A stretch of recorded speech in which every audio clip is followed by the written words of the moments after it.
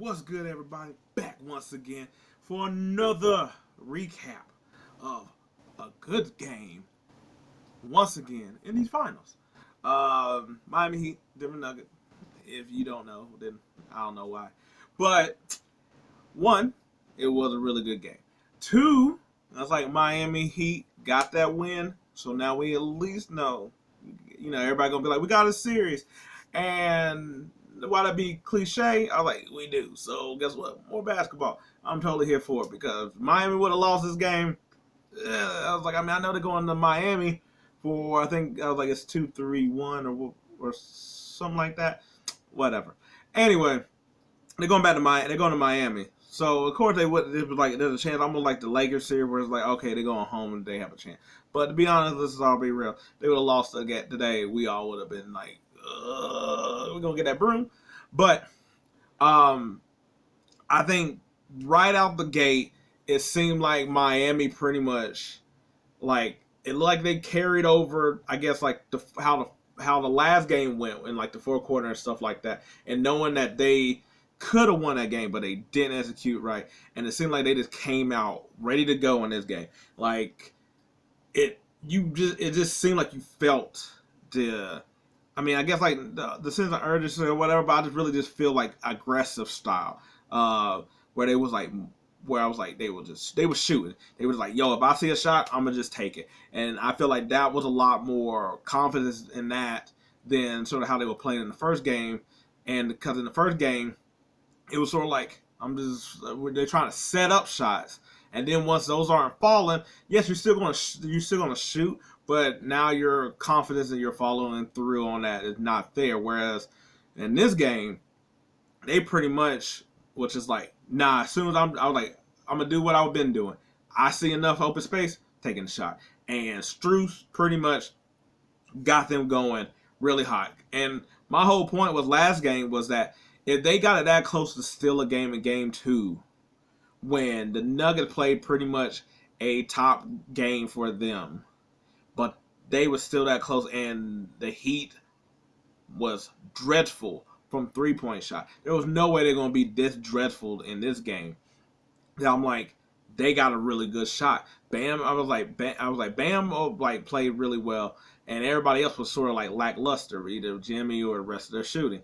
And tonight, nope, totally opposite. One, I thought it was a good thing that they did start Kevin Love, which I sort of said in the other video that I'm like, I was like, that didn't make any sense to me that you didn't play Kevin Love at all. Whether you wanted to start him or not is not really the issue. It's more so that he didn't get any minutes because I'm like, you're battling Jokic. So I'm like, you battling Jokic, you need a plethora of big men to go at him, which they did. They used a mixture of Bam and Love and Zeller. Now, I do think the starting lineup was a good choice. Everybody's saying because like matching up against Aaron Gordon and based on another big dude, which is true. Like you do got another big dude there that can rebound, and also too, yeah, you don't realize what Kevin Love is that. Like my thing is that Bam is a passing big man, but so is Kevin Love in a different way. I was like Bam is kind of like Jokic of like setting up the offense and stuff like that. Kevin Love isn't like that, but his passing is more like you see like his outlet pass. Or like being able to be at the high post and just like toss it or whatever like that. It's a little different. He's not setting up the offense, but he's able to swing it and you don't have to worry about like necessarily turning over like that. But he's also another big body to get rebounds. And with Jokic and Gordon, I'm like, you need another dude. Like, yes, Martin and stuff like that, but Martin's like 6'7". And it's not the same thing of playing that way when their second unit has like Jeff Green, who's 6'9" at center. You can do that a little bit better. So I thought that was I do understand the starting lineup, but I was like, you just needed to give him minutes in general. I was like, Bam did not have his same scoring output, but I felt like that's because you've seen a lot more of him defensively. Like he got more up on much more up on screens and stuff like that to make sure that the opposing, I was like the handler didn't just like have like Bam would have backed up where they could have a shot and he got to like, no, he was pretty much on him. He did a really like, even though Jokic had a really great game, not his best game, but I mean like but I was like, how they played in a different way, which I sort of said the other day that I was like, I don't understand why more teams just don't let him go crazy and nobody else. See, I was like, Jamal can get his own shot. So you sort of you can only get just tire him out. You're not gonna like stop him. Like tonight, he had an okay game, like scoring wise, but he wasn't Jamal Murray or whatnot. I was like, he had more people they would they switch. So he wasn't. So you didn't have somebody trailing him where he was like going to go to the basket and have an easy shot. You had nobody going under the screen where he had open threes or nothing like that. They pretty much just switched where they just like cool. And because of that, Jokic was 1-on-1. And guess what? Because there's really nobody else for him to really pass it to, because everybody was pretty much like held up, he just went to the basket. Because granted, if he don't Gabevincent, why not take the 2 points? But that also gets the rhythm of the whole Nuggets out the way. Because I was like, he only had like 4 assists or whatever.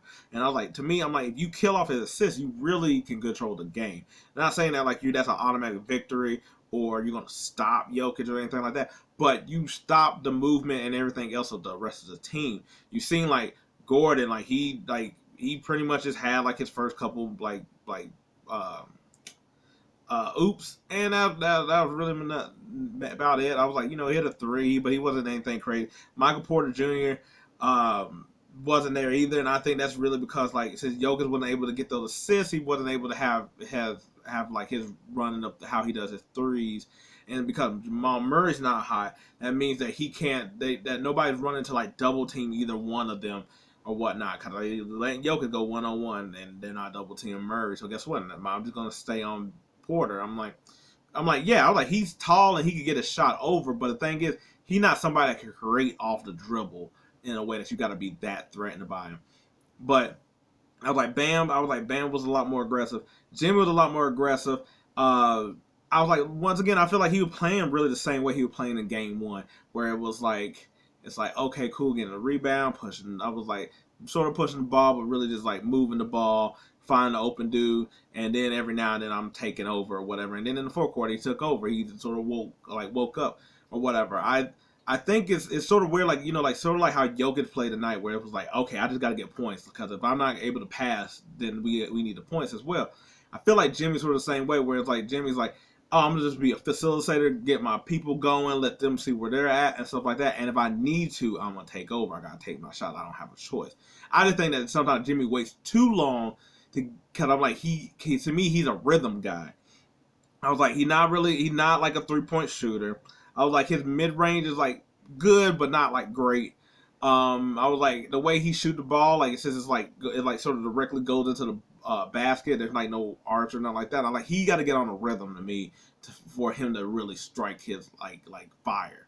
I was like, Gabe Vincent, he came to play and gave them what they've been pretty much getting the whole series. Caleb Martin still got to find his rhythm. He's sort of been off since the last series. Pretty much, well, it's only been 2 games, but since the last series. Highsmith didn't get really too many minutes, but that's really nothing to trip about, because I'm like, depending on how the game goes or whatever, he'll get put in. Supposed to know what he's doing that way. Lowry, I thought, was really good on like pace, and like sometimes his shot ain't hitting, but that doesn't mean that Lowry's not playing good. Because I'm like, he just knows, like he just like sometimes just like grimy, just like a dog with stuff, where it's like they put him down there to box out for rebounds or free throw lines, and I'm like, free throw shot, and he's like 6, he's like 6'1", but he's girthy, and he's like either Miami player, that culture crap, all that other stuff. But Strus had it going in the first half, and then he sort of went cold. But where he left off, Duncan Robinson pretty much came through. And like I've been talking about this whole series, and I was like, I sort of heard him heard him commentating about it today, but I haven't really heard too much about it. But I'm like, the fact that he's taking people off the dribble now. He's going to the basket. And I feel like until this game, he really wasn't getting that much talked about in that way. And I'm like, I was like, it's not that he doesn't have to hit all those, but the fact that he's willing to do it, it's like the same way that I'm like, you could be a bad 3-point shooter, but you have to still take the shot. I'm not saying you're gonna make them all of them or whatever like that, but you gotta sort of take the shots at least to make them say he might make it or whatever. Don't leave him open. Like, you ain't gotta like fully commit, but you gotta leave him open. And that's sort of what Duncan is, where it's like now like they'll probably guard him a little bit more, but I was like, guess what? Because you're guarding a 3-point shooter, you had to stay on him to not get the 3-point shot. But guess what? If he also goes to the basket, they're leaving somebody open. So it's like, what you gonna do here? And that was happened a couple of times. Kind of like I think Vincent got like a 3 because they started trailing him and stuff like that. But also Robinson, I feel like when he sort of missed those threes in that Celtic game, I feel like he has been pretty much trying to rectify it or whatever like that. So when he gets in, he's pretty much making his shots or whatever. Yeah, and 2 of the last 3 games. Um, I was like the Nuggets. I was like it. The thing with the Nuggets is that they can catch on fire and they can get heated up so quickly that I think a lot of times that they have a lot of mistakes that just get swept underneath the rug because of their offensive potential. Um, and like I said too, I was like at some point those shots that are extremely difficult are going to not drop. Because I was like they have a lot of shots that where it was just like, yo, there's a reason we're going crazy over Murray is because he's hitting these crazy difficult shots. And at some point, there's a difference between like you hitting like the shots and then like, like they're like this like how he make that? God, he's that good. But it's like, yeah, but you see that defense. I'm like, after a while, that's just not, I thought I was like, now I guess what might be different in the next game is the 3-point percentage. I mean, the shots or whatever. Miami was such on fire that it got them the lead. They didn't get the lead till back towards the end of the game, really.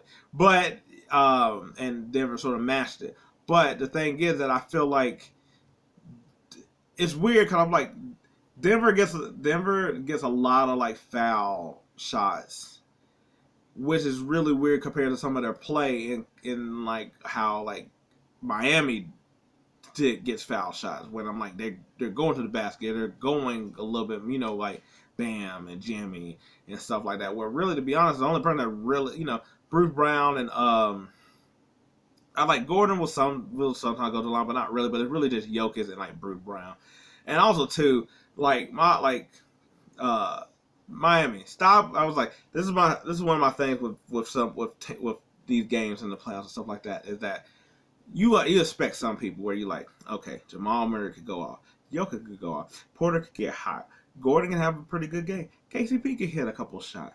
I like at this point, brucebrown is just like averaging about like 10 to 15 points. So at this point, I can't even knock them of being like those people that unexpected point. But Jeff Green and Christian Brown, that's not points you're expecting. Just like if Zeller just scored like 14, it'd be like, whoa, that can't happen. There's just something I'm just like, those are the ones you need to stop on the second unit when there's really nobody else there. No, and to me, I'm like, I like brucebrown really gets his shots really in transition. So to me, the second unit shouldn't be as potent or as that should be like when they take real big advantage of playing the Nuggets. I thought the Heat zone was really well just because like a lot of times it's like, like I was like, if you just looking at it, of course it's a zone, but it's just like the zone is very like an amoeba, like amoebic, very where it just like it just keeps morphing and shaping to where it just like it's like you're confused. So it's like, of course, they're trying to confuse Jokic or whatever and stuff like that. And I think it's just like you just give them so many looks that it's like cool. It's just not the same. It's not the same defense constantly. Even though you might be like, oh, there's a zone, but it's like, oh, well, nobody can't be in the middle of the zone now. So it's like cool. So that means we got to pass. Wait, we got to have somebody at the elbow, or it's like, well, dang it, now they got 2 people over there. Nope, they just like we're just gonna stick to the 3-point shooter now and just have Jokic have the ball or whatever. I thought it was a really good game plan from Miami, but I also think Miami also just came to play in a way that I was like, I feel like, and it's sort of how I felt with Denver in general, that I feel like Denver has been doing this in a lot of their games, nobody just taking advantage of it. Really, to be honest, like I'm like the Lakers were in this situation and they just didn't take advantage of it, just because I feel like their execution and just they figured out stuff too late to do anything about it. To me, in a comparison to how Miami is, and also the way their team ball is also too compared to like the Lakers or something like that. But yeah, it's going to be interesting to see how Denver acts after this because Tyler Hero comes back, so it's going to be weird. It's going to be something to see how he does. I'm pretty sure he will. I feel like he's going to come off the bench, and they're going to work him into that and see who minutes comes off with him trying to get back in there. You know, I guess unless he's hot or something like that, and see how his hand is. But also see how it is when Denver gets hit in the mouth. Because I'm like, they've been there like game one with like, oh, it was close, but not really. And I was like, I guess and they've been hitting. This is a different type of hit in the mouth than like Phoenix, where their two stars had to go off in order to play. This one is like, nah, we're doing this thing like schematically, and it's like we're just gonna see if y'all can match what we do on like being like physical and stuff like that, and see if y'all get tired. Cause I'm like, we don't get tired. That's how I feel like. That's like we don't get tired. We do this all day on some Captain America stuff. But anyway. I'm just glad it's a series and we got more games. But if you liked any of what I had to say here, I appreciate it. Thanks. If not, hey, maybe next time. But until then, peace. I'm out.